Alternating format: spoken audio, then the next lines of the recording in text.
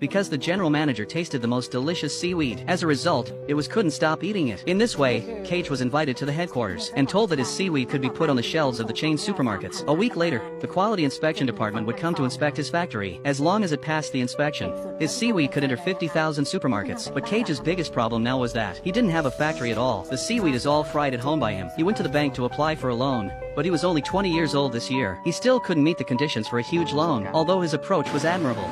With the help of the old housekeeper, he lent one of his abandoned warehouses to Cage. This became his factory, but he couldn't afford the decoration costs either. There was no other way, so Cage sold his car. In order to rush for time, he would lie on the ground to rest when he was tired. On this day he asked the old butler what he would do if he failed. The housekeeper told him not to think too much. No one knew what would happen in the future. Now, the only person Cage could rely on was the old housekeeper. Soon, a week passed. The factory was renovated just in time for the quality inspection, but when they visited the factory, they found a lot of problems. The paint would fall off when touched. There were flies in the workshop. The lighting lamps had no lampshades, and the wash basins were unqualified. Cage said all these would be corrected immediately, but the manager said they would go back to discuss and inform him of the result. At this time, the housekeeper stuffed an envelope into his hand. Tell him to bribe the manager, but Cage didn't want to do that. He wanted to do things down to earth. He corrected all the mistakes. The wash basins were changed to foot-operated ones. The workers all wore masks and work clothes. Fortunately, the quality inspection result finally came out. But at that time, the printer ran out of ink. Cage ran quickly into the sunlight, and finally ushered in hope he passed the inspection. Everything he had paid was worth it. On the day of delivery,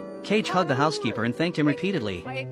From failure to success, this old man had been cheering him on. Now he had the ability to pick up his parents and bring them back, and paid off the family's $50 million debt. 2 years later, he had more than 10,000 employees. His seaweed was sold well in 30 countries, with an annual income of up to $2 billion. This story is adapted from a real person in Thailand. The movie is called Billions Boy.